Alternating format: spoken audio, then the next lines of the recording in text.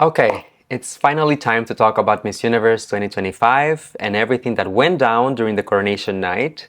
For the past couple of days, I guess it's been 48 hours since the coronation, a lot of you guys have reached out to me. You have sent me messages, DMs, you have left comments in the comment sections across different platforms, and you've been wanting to know what I think, what my take is on everything that went down. And well, this is the video that I'm planning to put it all out there. Honestly, I wanted to make this video as soon as possible, but also truthfully, I thought that I needed time to distance myself from everything that happened and just, put my own biases aside and be able to look at the whole picture, right? Also, I needed to travel back to the Philippines all the way from Thailand, so I thought it would be quite irresponsible for me to write down the script for the video, film it, edit it, and publish it within a couple of hours without necessarily putting in the work, the analysis, and the deeper thinking that this thing will require. So now that I'm home and that I had time and that I've processed everything that I need to process, I'm finally ready to share with you guys what I think happened. To give you an idea of what you can expect of this video, I'm going to talk about the format of the show, the things that I liked, the things that I didn't like, some of the placements, the surprises, the shocking moments. But then towards the end of the video, I also want to address specific topics and things that I would like to just highlight, whether it has to do with specific contestants or it has to do with the show as a whole. As usual, if you guys find value in this type of videos and the things that I have to say, if you agree with some of my comments, or even if you don't, then consider leaving a like on the video, subscribing to the channel, expressing yourself in the comment section down below. That is your place for you to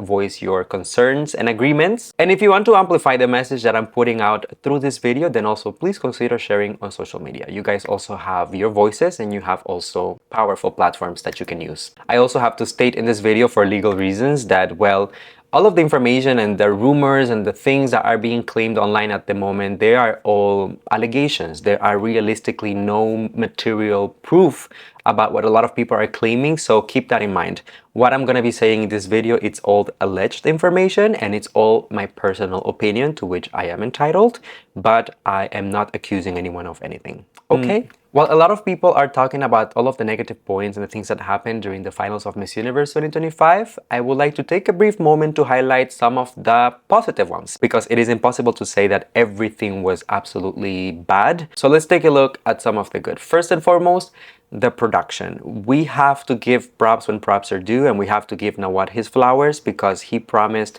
a great production, and I feel like he most definitely delivered when it comes to the stage, when it comes to the lightings, when it comes to the quality of the cameras.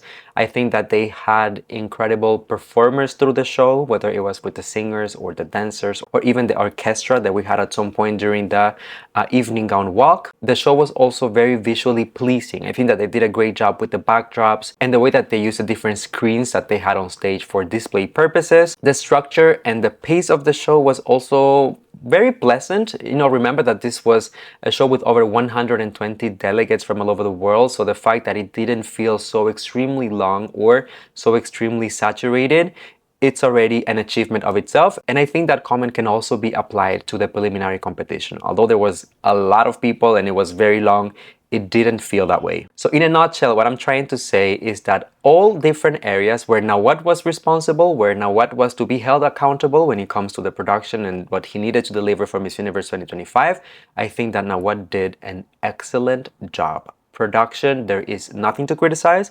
So I am the first one to voice out my concern whenever he does something wrong. In this case, I need to give Nawat his flowers because this was a world-class event and production. The opening number was also light and fun. I think that the girls seemed to be having a really good time. I love the fact that the singer was on stage, that it was so interactive. Honestly, I thought that they could have done better when it comes to the looks of the opening number. And I was also not over the moon about some of the makeup and styling choices for the hair in some of the delegates, but I'm just saying that it could have been better. It wasn't also bad or disastrous by any means. I also thought that the host did a pretty solid job.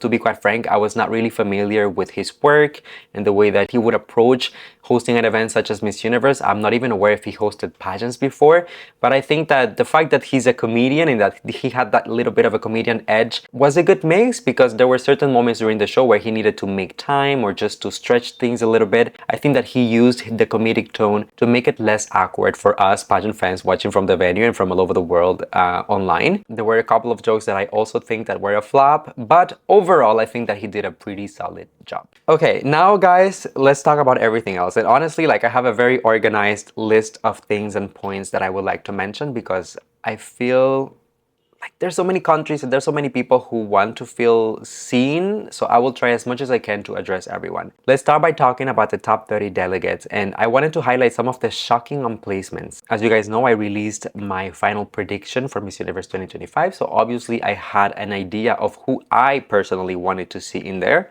Obviously, I'm not a judge. I don't have any decision power when it comes to who makes it and who doesn't.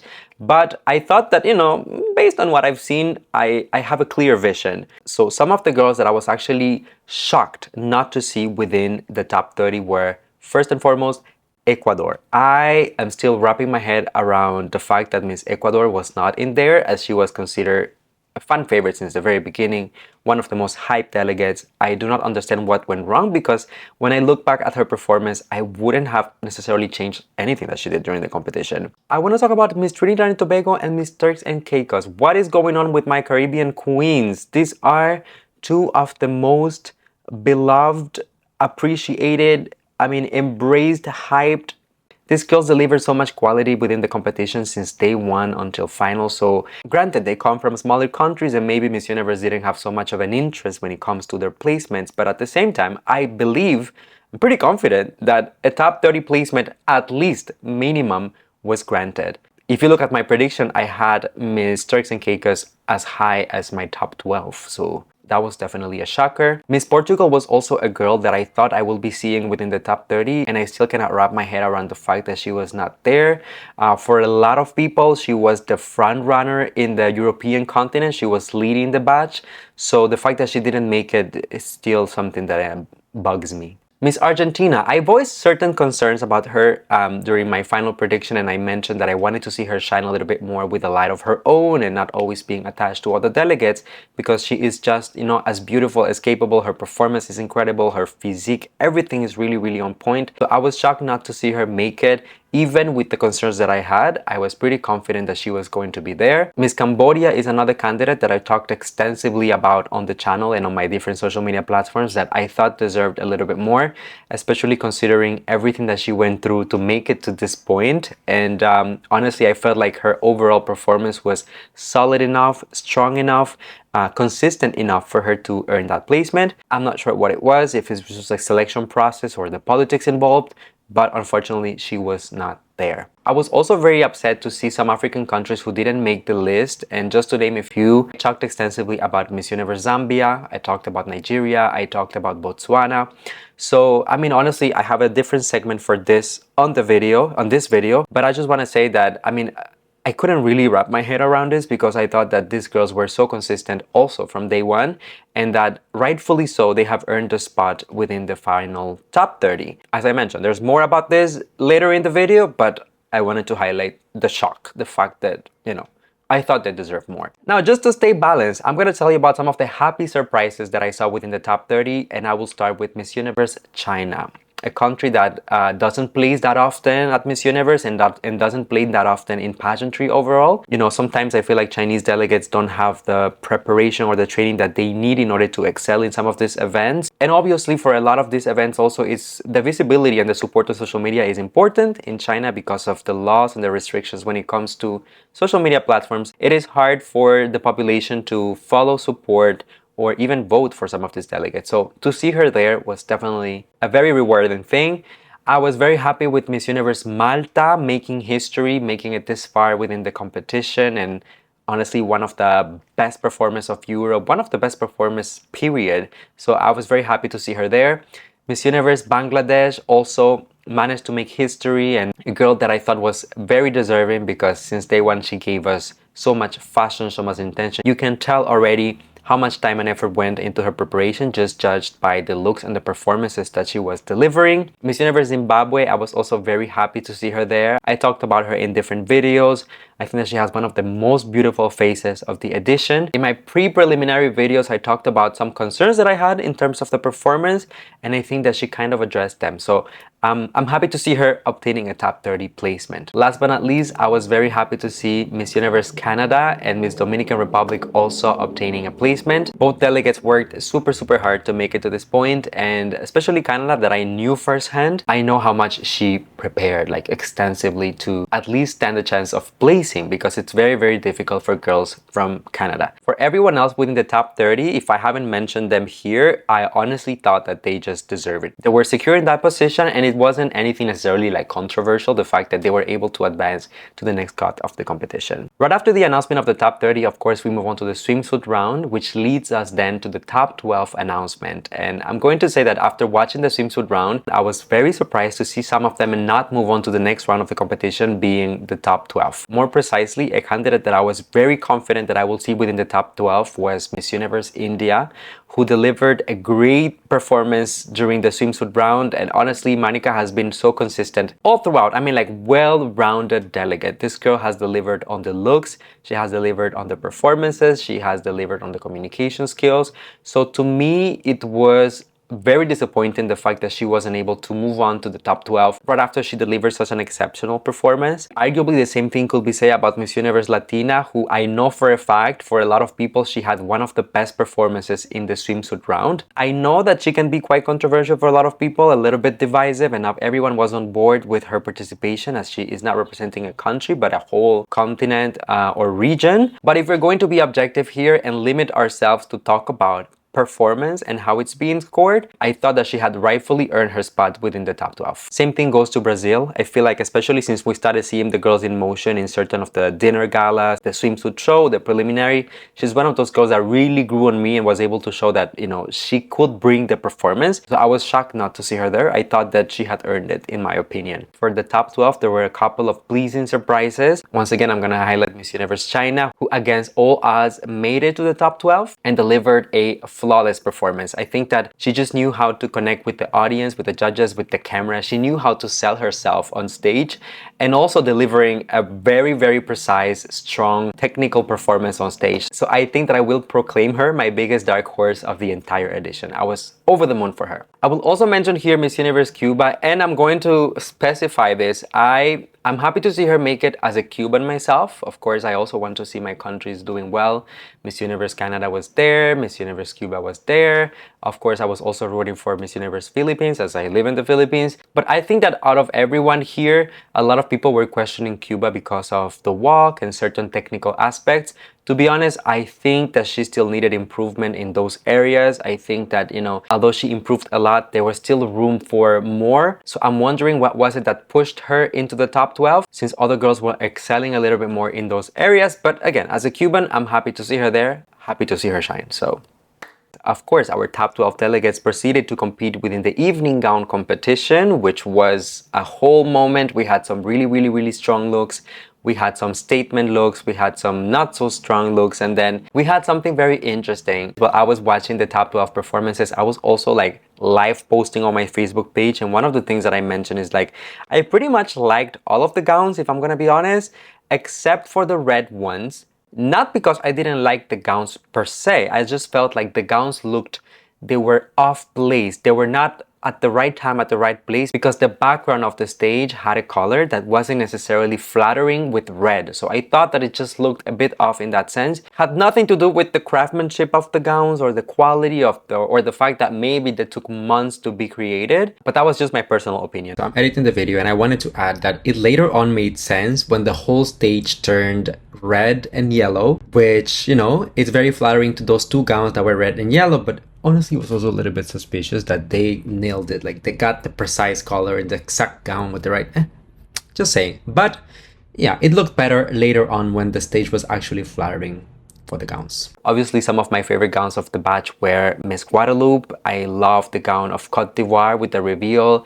I loved Philippines. I loved Puerto Rico. Miss China was also very strong, and for a moment I thought she could make it into the top 5 with this look. But it is safe to say that for the most part, there were no major disappointments when it comes to the evening gown within the top 12. But anyways, that was what it was. And then we proceeded into the top 5 announcement. Obviously, we all know how this went, and I think this is where the video starts getting a little bit more spicy. So just for context purposes, the top 5 finalists were Miss Cote d'Ivoire, Miss Philippines, Venezuela, Thailand, and Mexico. If you ask me, I will tell you that I felt Miss Guadeloupe should have been in the top 5. When she came out during the evening gown round, I thought that that was a winning look, what she was wearing on stage. Same thing when it comes to Miss Universe Puerto Rico. I thought that she had a statement look and she gave us really a performance on stage, so I was hoping to see her within the top 5. And once again, secretly, I was hoping for Miss Universe China to make it into the top 5, so her performance was just that good, in my opinion. But obviously, that was not that happen. As I mentioned, we ended up with Cote d'Ivoire, Philippines, Venezuela, Thailand, and Mexico. At this point, after the announcement, I didn't have a major problem just yet. I didn't think like, oh my god, this is scandalous. As you know, there might be different motivations for putting different delegates in there, but for the most part, these delegates were pretty consistent up until this point. This is before Q&A, which is basically the moment when everything went downhill. Okay, so here's the deal. A lot of you guys expect me to sit down and analyze the Q&A portion, and normally that's what I do, and if you guys really want me to do it, I can do it, but I'm not gonna do it in this particular video. Why? Because I feel like there's no purpose in me like sitting down and reacting to like 15 minutes of footage when the outcome of it or the judging of it didn't seem to be necessarily affected by the performance of the delegate. So if you want to see a breakdown of that, let me know. I'm happy to make it, but this is not the point in today's video. But overall, I will tell you this. If you combine their performances both for the first round of the Q&A and the second round of the Q&A, this is how I would have ranked them if I was to judge just based on the Q&A. Fifth, I had Miss Universe Mexico just based on the answer. I think that it was not the strongest. It was also not terrible, but it wasn't the strongest. Even the delivery wasn't where it needed to be for me. That was not a Miss Universe winning answer. At number 4, I had Miss Universe Thailand, Vina, who I've talked about before, and I mentioned that, you know, she's such a full package and everything, but it's no secret to anyone that Vina's strength is not really in the Q&A, and that was a little bit more evident during the last 2 rounds of Q&A. At number 3, I actually had the Philippines with Aiza delivering something that felt like very heartfelt, and she talked about her social cause, she talked about specifics. So in that sense, I think that she kind of matched my expectations of what I was expecting from her on the Q&A. My second pick was actually Venezuela because a lot of people were expecting her to flop in Q&A for some reason. I don't know. I actually heard a lot of people at the venue saying there's no way that Venezuela will make it in the top 5 because she cannot speak like that. You know, she cannot deliver. And surprisingly to a lot of people, Miss Venezuela actually gave a pretty solid answer. There were moments where I felt like she didn't know so much where she was going with it, but maybe a lot of people even expected her to not be fluent in English. And in that sense, I think that she managed to like shut up everyone else and just focus on delivering something that it was consistent. My standout of the night in the Q&A was obviously Miss Universe Cote d'Ivoire, Olivia Yacé, who I knew from the beginning like communication skills was one of her strengths. Like you can praise her all that you want in the swimsuit round, in the evening gown round, and all of these different segments, but I never had a doubt in my mind that Olivia's strength, her biggest assets relied in the Q&A. I think that the answers that she gave were not revolutionary, like historic deliveries for a Miss Universe stage, but they were also pretty on point. She was composed, she was eloquent, she answered the question, and she justified them accordingly. I was also expecting right after the Q&A that the judges would at least take into consideration, you know, the performance all throughout the night and even possibly some of the performances all throughout the competitions to decide the final score and who was going to get a runner-up position and who was going to be Miss Universe. Well, apparently that was not the case as the candidates were announced in the following order. 4th runner-up, we have Miss Universe Cote d'Ivoire, scandalous. 3rd runner-up, we have Miss Universe Philippines, also something that I didn't understand. 3rd runner-up, we had Venezuela. 2nd runner-up, we have Thailand. And winner of the night, Miss Universe 2025, Miss Universe Mexico. To me personally, the final ranking had no logic at all. And like, I'm trying to look at it from different perspective, from different judges, and what were they looking at, and it just doesn't make sense. If you compare the performance of Olivia or Aiza or Vina or Stephanie with the performance of Miss Mexico, who ended up winning the crown that night, in any of the different rounds of the competition, I think that any of these girls outperformed the winner by far in all of those categories. And that's where you could really start feeling the discontent of the people, because the outcome just didn't make sense to everyone. I mean, we were all watching the same pageant in the same venue, looking at all the girls simultaneously perform on stage and deliver. So of course, pageant fans and people who have been following the competition for the longest time, we will have a strong opinion about what is going on stage. Based on the performances that we saw on stage and the things that were delivered, I personally did not feel like, result was representative of what we have all just witnessed. And of course, this will carry us into all of the controversies and the dramas that happened during this edition, and that's where I guess that I wanted to comment next. And once again, I will remind everyone that there's a lot of allegations out there, lots of accusations, lots of rumors, for which very few of them have actual factual proof. So all of this information is alleged. But we had already a couple of instances where the judging was questioned, and the different methods and the selection process was, highly questioned by people who were deemed to be unethical. There was the incident with Omar. Then later during the night, Natalie Glebova, who was also one of the judges during the night, she came out and said that she had voted for Vina as her winner. Then we had Louis Heredia, who also made a post kind of insinuating that he scored Aiza as high as he possibly could. So whether their scores were taken into consideration or not, I think that the point that they were missing here is the fact that the judges were voicing a discontent with what was going on and how the situation was being handled from day one. They should have been an accounting firm and someone that was taking care of the scores, verifying and making sure that everything is tabulated. So taking all of those things back to the outcome of the coronation night and what just happened in front of our eyes, you had not only the discontent of the people in the venue, except for the Mexican team, of course, like the Mexican fans were very happy. But other than that, you had pretty much every other country like unhappy and voicing it out, making it known that they were not happy with the outcome of this. You had the judges speaking out. So clearly something wasn't adding up. I was filming during this particular moment because I wanted to get the crowning moment, and as soon as they announced Mexico, I just turned around and I started filming around, and you could see the faces of the people. They were just in disbelief. There were also a couple of instances regarding judging as well that were questionable. Like for instance, when they had the boyfriend of Miss Paraguay be one of the judges for one of the activities that later on it was said that it didn't count. It was like a philanthropy thing. It was just like giving money or something.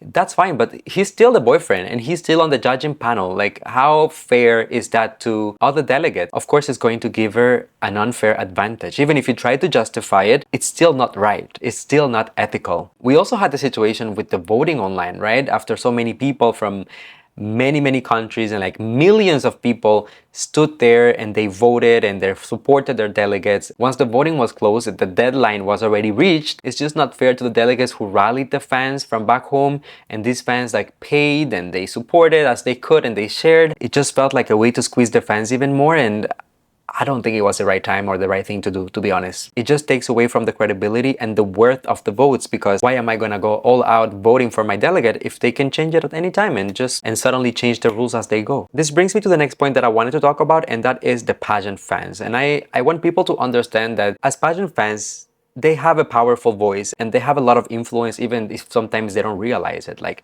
when all of this went down, a lot of people were messaging me, please use your platform to talk about this and that and that. And I can do it, of course. Here I am doing it. But you guys can also speak out. You guys can also call it out. You guys can also, voice your concerns and the things that you don't agree with. Because remember, at the end of the day, when you are voting, when you are supporting, when you are following, you are giving them stuff, whether it is monetary through buying votes or simply supporting on social media.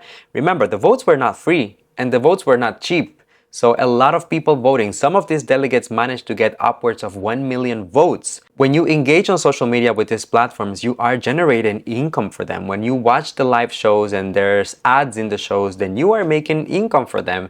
They will use the visibility that you bring and the numbers to sell themselves to promoters and sponsors and bring more money to the organization, right? And even for those who couldn't afford to buy the votes and support in that sense, I know a lot of people They stayed on the app, they watched the ads just to earn votes that then they could use to support their delegates. So although they were not paying with money from their pocket, they were paying with their time watching ads through the app. So by all means, people had the right to complain and feel robbed whenever the rules of the competition seemed to be bended in all directions. The reaction that you guys saw at the venue and later on outside when everyone started booing the Mexican team and calling for Olivia and Cote d'Ivoire, I don't think that was bitterness. That was united. Like, people were united to voice their concern and talk about something that they deemed unjust. It wasn't just the team, family, and friends of Cote d'Ivoire.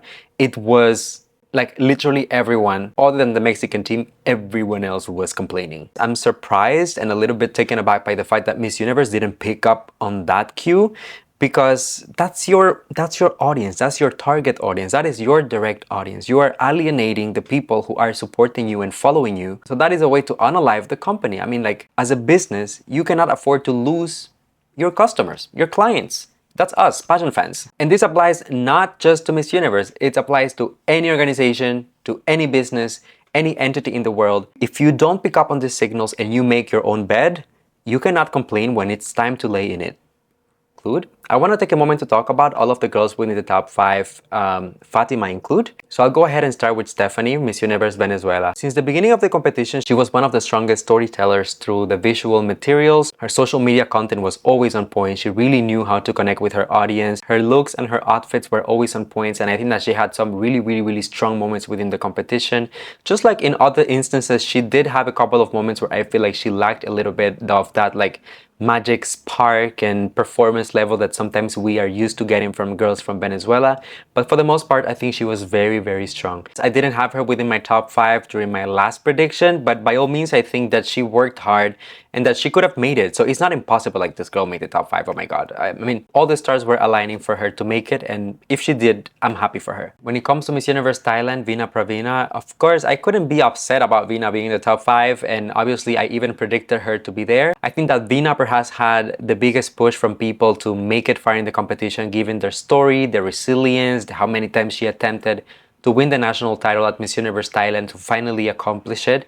And of course, having this edition of Miss Universe be held in Thailand, having her as a front runner and simultaneously as a host delegate, there was a lot of things aligning for Vina. But also, to be fair with you guys, I felt like Vina had really strong moments within the competition from beginning to end, just like she had all the moments where we could feel the fluctuations in the consistency. Perhaps the Q&A was one of those moments for me, but by all means, I still felt like she deserved her spot within the top 5. When it comes to Miss Universe Philippines and Aiza making it to the top 5, I will say it was the least surprising part for me, because a lot of people like to complain about this and they say like, you're placing Philippines here and there, you're this and that, you're biased, but they forget that the Miss Universe Philippines system is the pageant that I follow the closest out of all of the national pageants in the world.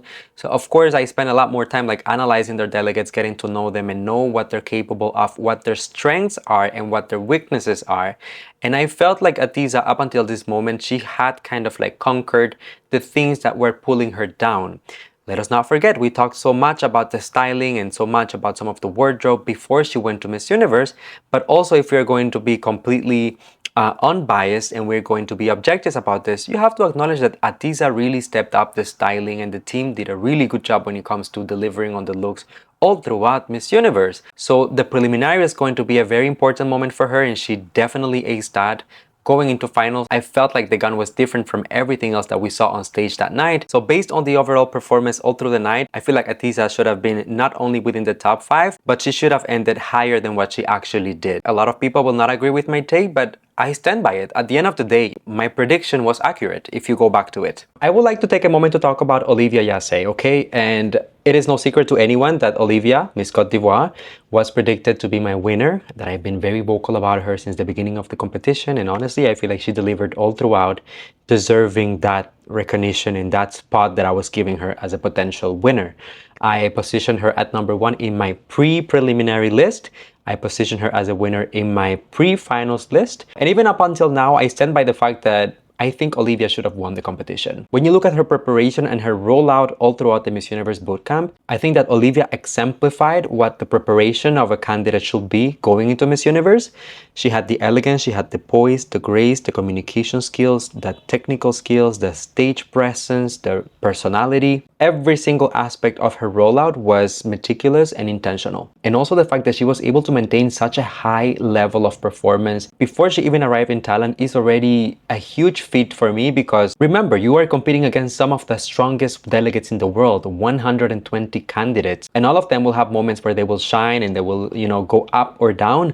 But for you to be able to maintain yourself at the top and never fluctuate drastically, that's already an insane accomplishment. And this takes me back to a point that I made in a previous video where I mentioned that sometimes some of the black girls in pageantry, and more precisely some of the African delegates in pageantry, they need to work sometimes 10 times harder than your average candidate just to be seen, just to be recognized, to be perceived as an equal to some of these other girls who are just doing a good job or an average job. Because honestly, in my personal opinion, this is all personally, I cannot wrap my head around the fact that you have a panel of pageant experts, judges, who are going to make the decision of the outcome of your competition, who will put the performance of someone like Miss Universe Mexico and the performance of Olivia Yacé side by side and tell me that Olivia deserved to be 5th within the top 5.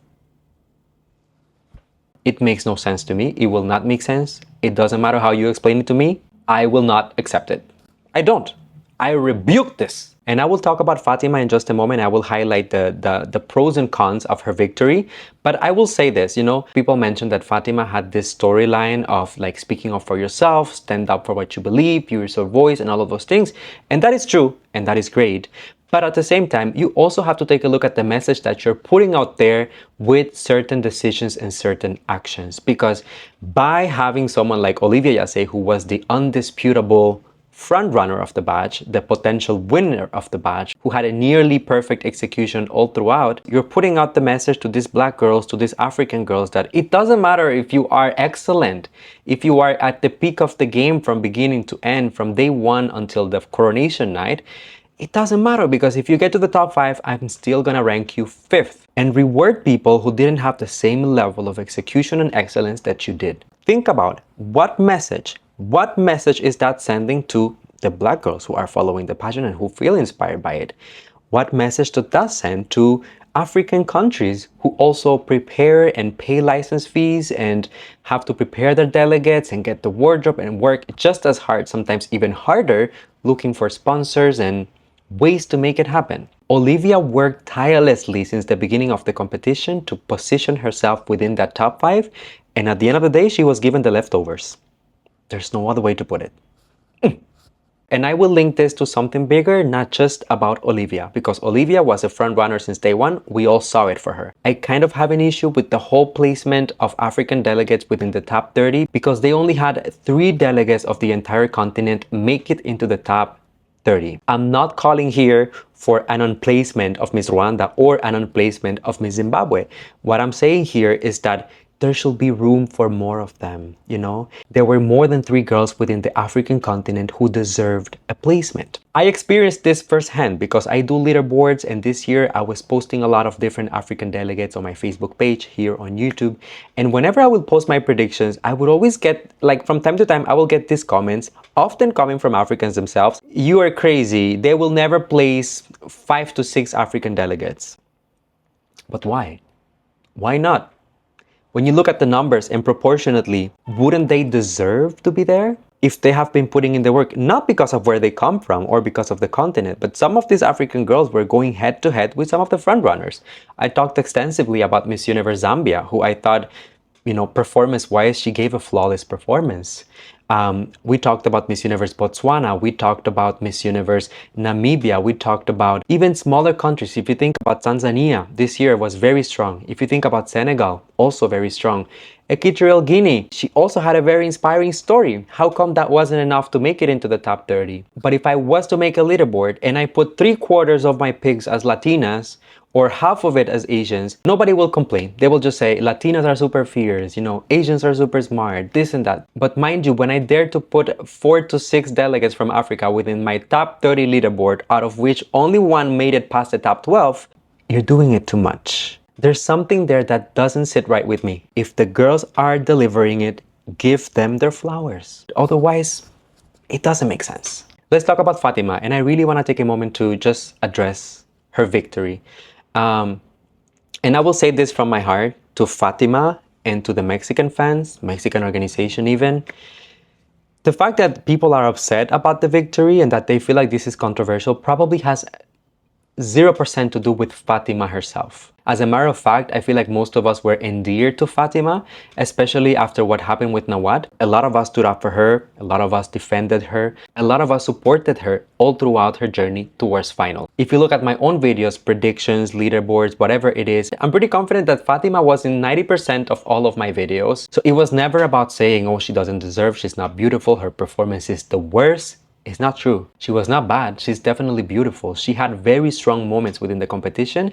And I even said at some point in a video that what happened with Nawad will turn her into a superhero for many. And that's exactly what happened. When it comes to Miss Universe Mexico, I think that you guys might not realize it, but we might have turned her into a hero in this year's edition of Miss Universe, as now she comes across as such an empowered woman with a very interesting story to tell. She's a lovely girl, she's smart, she's capable, but objectively speaking, she didn't deliver the best performance of the night by any metrics. She was not the strongest in the swimsuit round.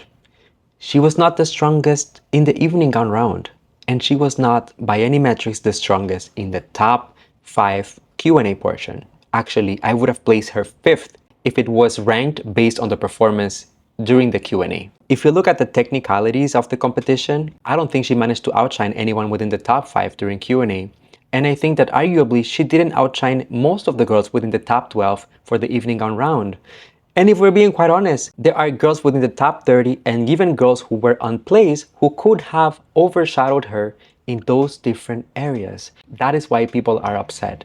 Worst case scenario, if she was to be put in the top 5 because of politics and whatever is going on behind the scenes, that would have been fine, but I don't think it granted to win the crown. If Vina would have won, I would have said, oh, well, you know, the track record, she's been, you know, deserved.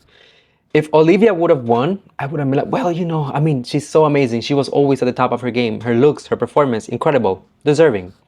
If Aiza would have won, I mean, she comes from such a huge pageant country, so much support. People really showed up for her. She really stepped up her game and all of these things. Deserve.